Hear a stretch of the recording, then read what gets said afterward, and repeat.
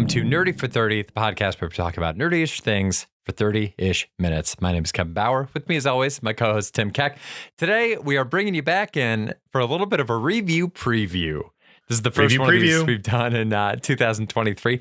We're going to change it up a little bit. Today, for the review preview, instead of just talking through the movies that we've seen this month, we're going to rank them.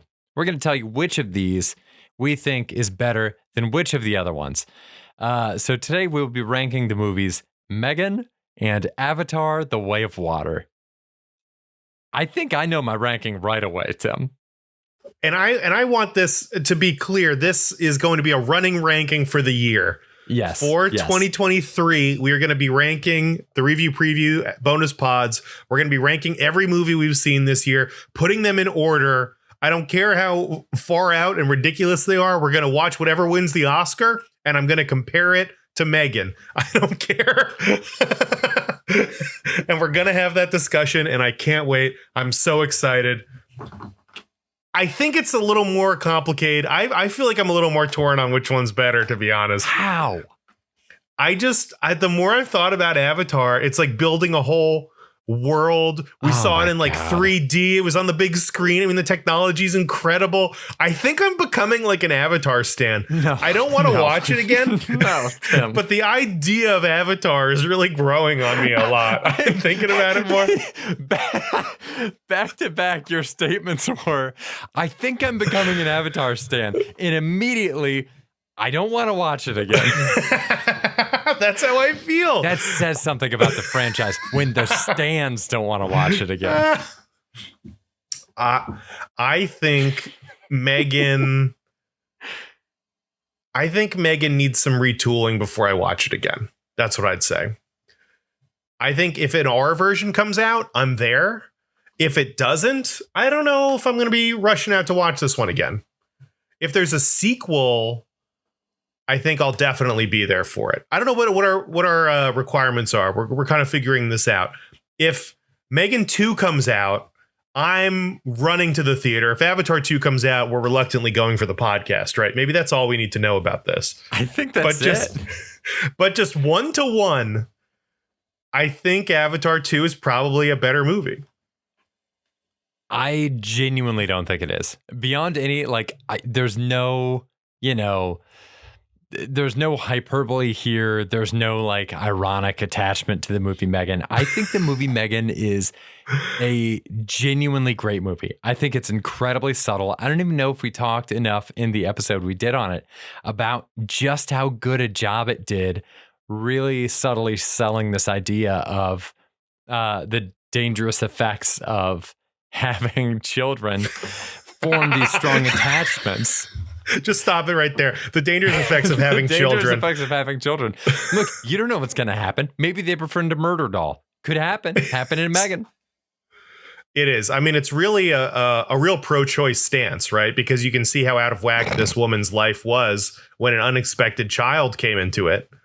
Yeah, for sure. With some more, she didn't have access to planning. I mean, there was no alternatives for her. And it really just screwed up her whole life. So, there's just I think that you're right. There's a lot of different metaphors and things we can dissect for M3GAN. You're right. It's M3GAN. I'm just trying to make the case. I'm trying to make the case. All right. The underwater scenes in M3GAN were trash. You have to go with me there. You have to agree. So one ratings category is just who had the better underwater scenes. Who was best underwater? Who had the prettiest trees? Ooh. All right. Who had the best CGI? Both questions there. I got to ask about the neighbor in M3GAN. I'll keep it spoiler free just in case people haven't seen M3GAN yet. But, the next door neighbor did a lot of work on her hedges, a lot of work on the yard.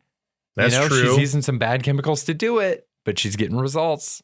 We saw in the trailer, there's a whole scene with her in the woods. Mm-hmm. So that's there's trees in M3GAN too. Okay, so the trees is a toss-up. I think water still has Avatar beat. And this is the bar that I'm going to be establishing for every movie this year is how are the water scenes? I feel like a while ago I was trying to come up with a standard barometer for how good a restaurant was. And all the questions were do they have napkins? Yes or no? Because that's a big problem. You go to a restaurant, you're going to a wing place and they don't have enough napkins. And you're just there like an idiot with hands covered in wing sauce because I'm a 2-hand wing eater, and I'm not. That's a lie. I eat with wings with one hand so I can shake with the other. I was That's like, a goddamn what are you lie. talking It about? was a joke, Why and I couldn't even them. do it with a straight face. My boys in Countdown County know me from Wing Night, baby, representing Long Doggers. We're going all the way this year. We're going to state. And I will shake everyone's hand on the way. The only time I've ever seen you eat wings with 2 hands is when you had a separate wing in each hand, at least.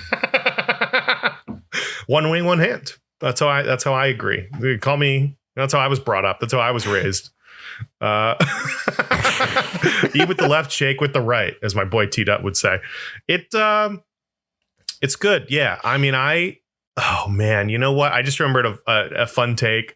Speaking of shout outs, I wanted to shout out my boy Corey, because he reminded me of Avatar, an apt Avatar comparison, which I'm curious if you'd follow at all. Mm-hmm. Which is Avatar is like the Wheel of Time book series. Have you ever read it? You've read Wheel of Time? I haven't read it, but I'm familiar with it. You're familiar with this. This is like a fantasy thing. It's like held up as like some like the best like modern fantasy writing from Robert Jordan.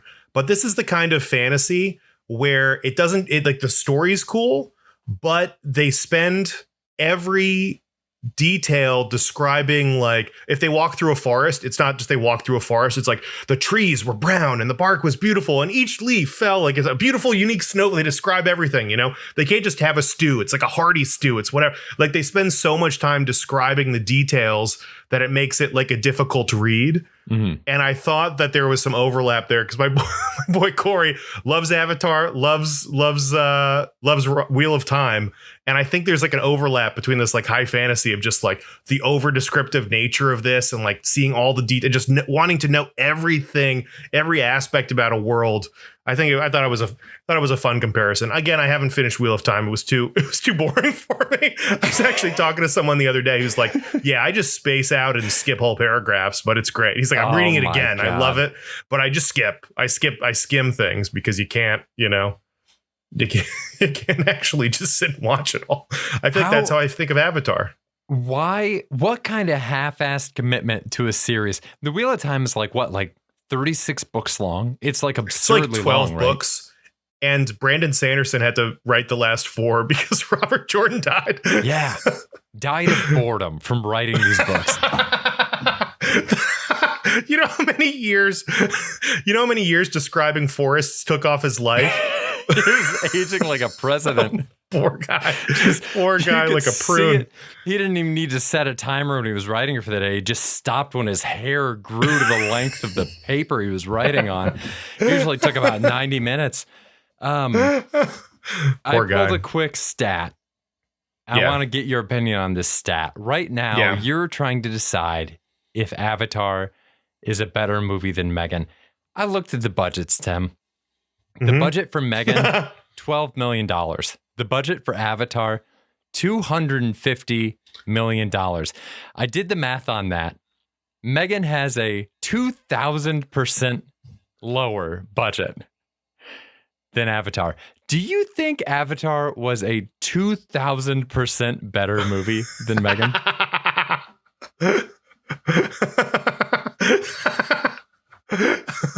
Not a chance. Okay. Have you seen the Rotten Tomato scores for these movies? Oh, I haven't. Oh, I'm really curious on this. Okay. What do we even? What's the best way to do this? Do you want to guess? Do you want to guess the scores for M3GAN, or how about this? Or should I give you the scores and you guess which movie it is? Oh, I'll know that immediately. Yeah, I bet. Then you know what? I bet. Yeah, I'll know that immediately. Hit me. Okay. 95% critics, 79% audience. That's Avatar. That's M3GAN. No. That's M3GAN. What's that? What's Avatar? M3GAN. Avatar's 77% critics, 92% audience. No fucking way. That's goose. Yeah. That's goddamn goose. That's crazy, There's right? No way in hell. No. That's insane. No. Isn't that crazy? That's wild. There's been a mix-up at the hospital. These scores got reversed. We dedicated a whole episode of a podcast to just giving out Rotten Tomato scores, and like we're already fucked. Like these aren't even close. These are unpredictable. You know what else screwed us? When we shared the numbers, the Rotten Tomatoes numbers on Plane, like when I sent those through to our text thread, I would have guessed, if we tried to guess for Plane, I would have guessed like a 36 critic, like a 54 audience. I don't know when the last time was you, listener, check the Rotten Tomato scores for Plane. It's like 79 critic, like 98 audience or something. Is it out? Is Plane out? Yeah. Oh, we got to go see Plane. We got to do that. We got to do Plane. Okay, we got to pause the pod and huddle real quick and figure it out. Plane, Rotten Tomatoes, they're putting up Avatar numbers, 75, 94. Don't you do that? This is like Avatar good, dude. Okay, we got to go Plane. Okay, we're bumping Police Story a month and we're doing Plane. Oh, my God. That's the plan. Holy shit. That's the plan. We got to, right? That's what we're doing. I think we have to. Easy change. Let's get into the new stuff. Okay, so can we formally lock in that between us, M3GAN is a better movie than Avatar? Okay, just us, though. The rest of the world disagrees. But M3GAN, our list right now is number 1, M3GAN, number 2, Avatar, Way of Water. That makes me so mad. Oh, that makes me so mad. All right, well, what else do we have coming up? In February. In February. Can't even say February, you idiot. Fuck you, Kevin. February. What's in February, Kevin? Now that I made fun of you for it, I won't be able to say it. I guarantee. Oh, God, I can't wait. Hey, come on back here for Nerdy for 30 presents February, where we are kicking it off with just flubber 4 times. Flubber 4 times.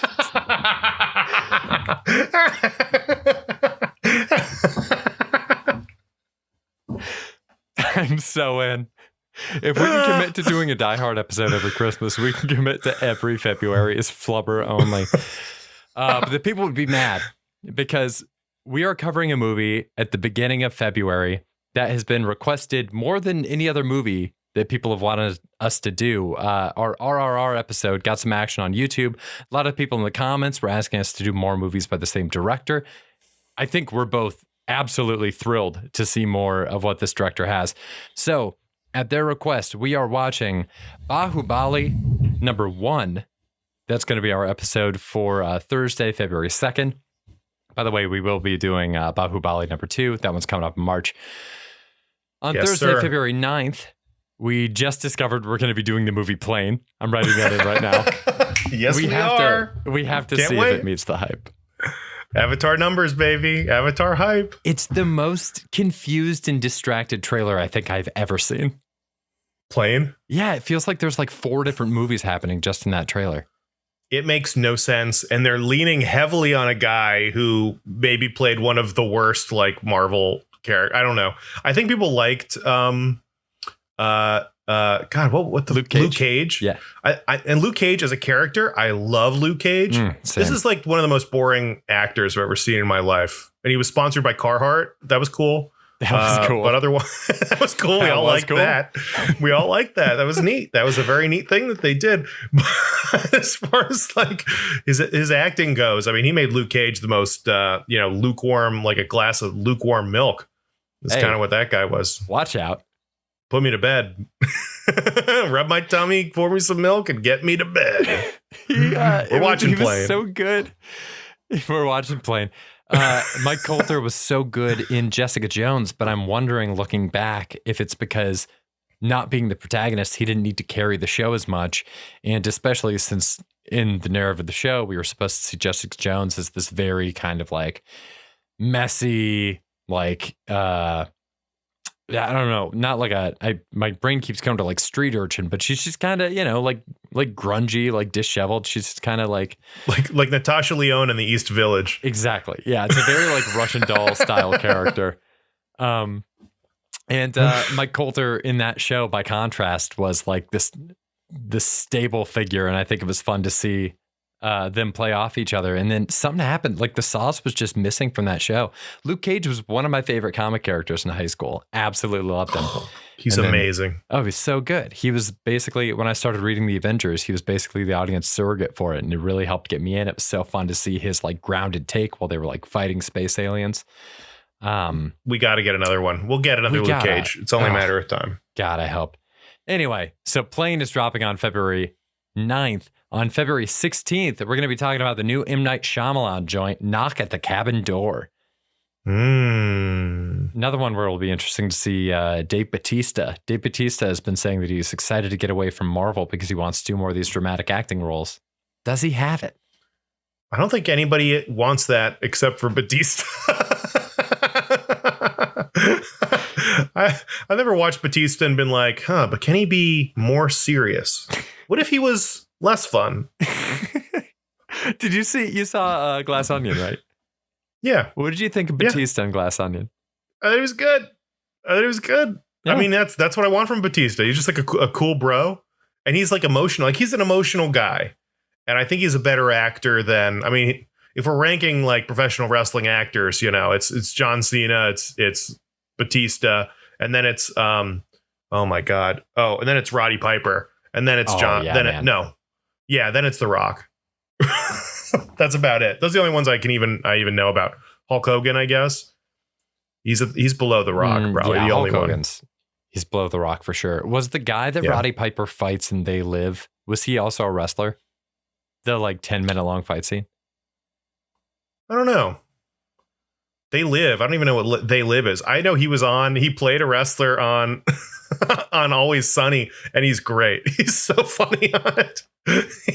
Roddy Piper is. Oh, dude, They Live is like the Roddy Piper movie. It's John Carpenter. It's it's insane. Yes, I've seen it. That's the one. I'm here to kick ass and chew gum. Yeah. I'm all out of gum. It will make you want to put him at the bottom of that actor list, but like I've definitely seen it. I don't remember a thing from it. He's better than that movie. The movie's insane. Anyway, speaking of insane, on Thursday, February 23rd, we're going to be talking about Ant-Man and the Wasp: Quantumania. Oh, man.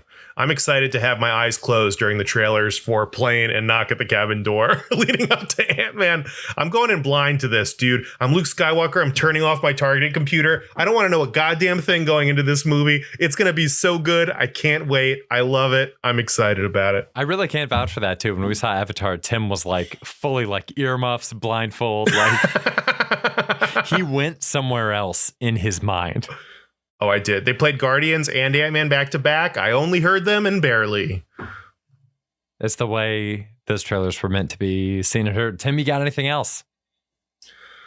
I'm excited. I'm pumped. I think this is going to be a good month. I'm excited for February. We have a lot of good plans for March, and I can't wait. Way to kick off the year. Way to kick off the pod.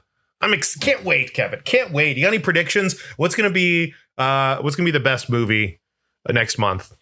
Best movie next month. I like that prediction. Yeah. Here. Next month, I think it's gonna be. I think it's gonna be Bahubali. I mean, think so. I think so. Everybody, it's the most requested movie in the comments on the RRR episode. It sounds like, I know it's the first half of two movies, but like, it sounds like it's just awesome. I mean, I think I'm gonna come out of that just being like a total stan of that director. Yeah, I think that's probably the safe. Well, God, and I tell you what, I'm pulling for Ant-Man. No diss to Bahubali, but I hope Ant-Man is the best. I hope Ant-Man is amazing. You think Ant-Man can put down Plane? The runaway plane? God, I hope so. I hope for Ant-Man's sake it can.